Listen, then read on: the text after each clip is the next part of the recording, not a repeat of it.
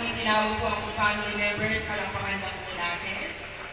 This time, let us welcome the Francisco family, starting with Kian and Kylie.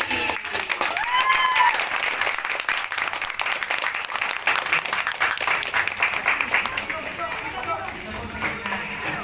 Once again, that is Kian and Kylie. Siyempre, ang susunod ko pong tatawagin, ang nag-iisang lalaki sa buhay po ng ating salunan. Ang lalaking nagpatibok sa pigil ng puso niya. Ladies and gentlemen, huwag na po natin pamagaling pa. And please give it up for Mr. Ruel Francisco!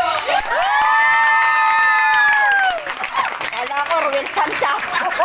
Ruel Santiago na Ayan ka na naman. dito, tagat hindi.